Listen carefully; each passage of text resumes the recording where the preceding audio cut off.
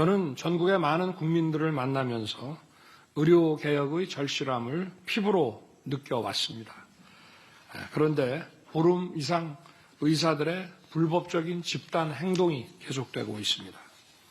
정부는 물론 의료계, 종교계, 환자단체, 장애인단체를 비롯한 많은 국민들의 간절한 호소를 외면하는 모습이 정말 안타깝습니다. 우리 헌법과 법률은 국민의 생명과 건강 보호를 위해 국가와 의사에게 아주 강한 공적 책무를 부과하고 있습니다. 국가는 헌법 제36조에 따라 국민 보건을 보호해야 할 책무가 있고 의사는 국민 보건에 위해가 발생하지 않도록 법을 준수해야 할 의무가 있습니다.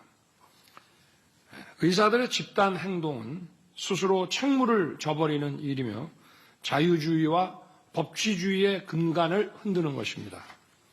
국민의 생명을 볼모로 하는 불법적인 집단 행동에는 법과 원칙에 따라 엄중히 대응할 수밖에 없습니다. 국가가 의사에게 면허를 부여하고 법에 따라 엄격하게 관리하는 것은 국민의 생명과 건강을 보호하기 위한 일입니다. 그러기에 의사의 자유와 권리에는 책임이 따르는 것입니다. 국민의 생명권을 침해하는 불법적인 집단 행동은 절대 허용될 수 없습니다. 의료 행위에 대한 독점적 권한은 그에 상응하는 책임과 함께 부여되는 것이기 때문입니다. 따라서 정부의 조치는 의사들의 자유와 권리를 억압하는 것이 아니라 헌법에 따른 국가의 책무와 국민의 생명권을 지키는 것입니다. 정부는 국민들께 위험한 일이 발생하지 않도록 모든 부처가 힘을 모아 대응하겠습니다. 이번 일로 국민의 생명이 위협받거나 의료 서비스에 공백이 발생하지 않도록 모든 자원을 총동원하겠습니다. 오늘 국무회의에서는 비상진료가 안정적으로 작동할 수 있도록 필수 진료를 위한 의료 인력 투입, 의료진의 헌신에 대한 보상, 환자 상태에 맞는 전원과 치료를 위해 예비비 1,258억 원을 확정할 계획입니다. 정부는 현장의 의료진을 보호하고 국민을 지키기 위해 필요한 모든 조치를 다할 것입니다. 오늘 국무회의가 끝나면 제가 직접 의사 집단행동 대응 중대본 회의를 주재할 계획입니다. 현장 상황을 꼼꼼하게 점검하고 필요한 조치들을 세심하게 챙기겠습니다.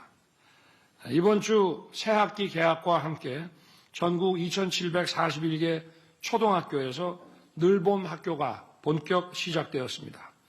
늘봄 학교는 우리 정부가 추진하는 국가 돌봄 체계의 핵심입니다.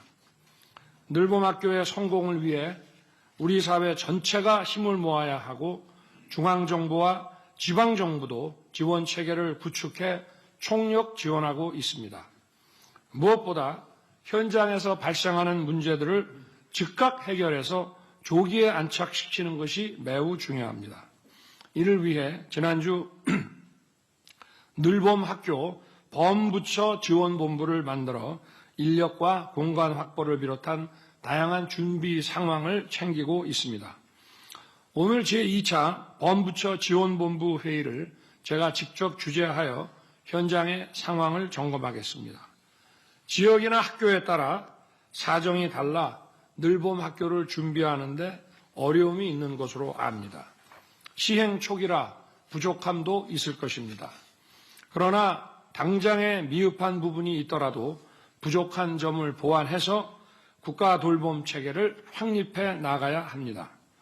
올 하반기에는 초등학교 1학년 전체로 내년에는 2학년까지 26년부터는 초등학교 모든 학년으로 차질 없이 이행해 나갈 것입니다.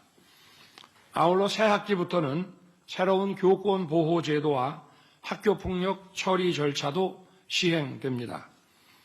교권 보호는 제가 대선 때부터 강조한 국정과제입니다. 작년에 교권보호 5법을 개정하여 정당한 교권 행사가 법으로 보호받도록 만들었습니다. 이번 학기부터는 보다 구체적으로 교권 보호 조치가 실행됩니다. 부당한 민원을 선생님이 혼자 외롭게 감내하는 일이 없도록 기관 차원의 대응팀을 가동하고 악성 민원에는 엄정하게 대응할 것입니다. 또한 교권 침해를 당하면 직통번호 1395로 즉각 신고할 수 있게 했고 교육활동 과정에서 법적 분쟁이나 사고가 발생할 경우 소송 비용과 손배 책임 비용도 지원하게 되어 있습니다. 또한 학교 폭력 사건 조사는 교사가 아닌 전담 조사관이 담당하고 학교 전담 경찰관이 학교 폭력을 판정하는 학폭위에 참여해서 전국 어디라도 공정하고 일정한 잣대로 학교 폭력 사건을 처리할 것입니다. 교육부는 교권보호제도와 학교폭력 처리 절차가 안착되고 제대로 작동할 수 있도록 이행 실태를 면밀히 점검해 주시기 바랍니다. 아울러 우리 아이들이 안전하게 학교에 다닐 수 있도록 학교 주변 위험 요인들을 없애야 합니다. 특히 학교 주변 공사장을 비롯한 위험시설 안전 관리를 강화하고 어린이 보호구역 내 불법 주정차, 과속 운전 같은 안전 위협 행위들을 철저하게 단속해야 합니다. 행안부와 교육부를 중심으로 학교와 지역사회가 모두 합심해서 안전한 교육 환경을 만들어가기 바랍니다. 이번 주부터 자유의 방패 한미연합연습이 진행되고 있습니다. 이번 연습에는 연합기동훈련, 북한의 핵 위협 대응과 함께 사이버 공격, 회색지대 도발, 가짜뉴스 유포 대응과 같은 복합적인 상황에 대한 대응 훈련을 실시합니다. 총선을 앞두고 우리 사회를 흔들기 위한 북한의 도발 가능성이 높은 상황에서 이번 연습을 통해 한미 동맹의 굳건한 연합방위 태세를 확인하게 될 것입니다. 또한 12개 유엔사 회원국도 참여해서 한반도 안보를 지키기 위한 국제사회의 공고한 연대를 보여줄 것입니다. 성공적인 연합연습이 될 수 있도록 국방부를 중심으로 각 부처가 긴밀히 협력하고 필요한 지원을 해 주시기 바랍니다. 오늘 회의에는 지난 1월 22일 생활규제개혁 민생토론회에서 논의된 통신비 부담 경감 조치로 단말기 유통법 시행령 개정안이 상정됩니다. 그동안 업계와 꾸준히 소통하며 국민의 부담을 줄일 방안을 함께 고민했고 실제로 통신 3사의 지원금이 2배가량 늘어나는 효과가 있었습니다. 이에 더해 이번 시행령이 개정되면 통신사를 변경하려는 고객에게 더 많은 지원금을 지급할 수 있게 됩니다. 마케팅 경쟁을 가로막던 장벽이 사라지면서 통신사 간 고객 유치 경쟁이 활성화되고 소비자 후생도 크게 늘어날 걸로 기대합니다. 이처럼 우리가 민생 토론회를 여는 이유는 국민의 어려움을 현장에서 듣고 즉각 문제를 해결하기 위해서입니다. 지금까지 17차례 민생 토론회를 통해 많은 문제들을 파악하고 신속하게 해결해 왔습니다. 고금리와 고물가로 어려움을 겪는 소상공인과 자영업자의 호소에 응답해서 정부와 금융기관이 머리를 맞대고 총 2조 9천억 원 규모의 금리 경감 방안을 마련했습니다.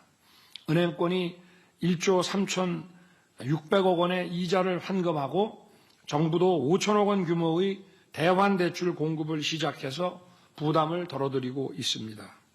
소상공인 전기요금 특별 지원을 통해 이번 달부터 전기요금 최대 20만 원을 감면해드리고 있습니다. 미성년자에게 속아서 술과 담배를 잘못 판 경우에 대해서도 자영업자의 억울한 사연을 듣자마자 행정처분 면제 조치를 바로 시행했습니다. 이처럼 정부는 국민들께서 삶의 변화를 체감하실 수 있도록 우리가 지금 할 수 있는 일부터 즉시 시행하고 있습니다. 하지만 아직 남은 과제들이 많고 앞으로 계속될 민생 토론회에서 새로운 문제들도 많이 듣게 될 것입니다. 각 부처는 현장에서 제기된 문제들이 신속하게 해결될 수 있도록 더 속도를 내주시길 당부합니다. 감사합니다.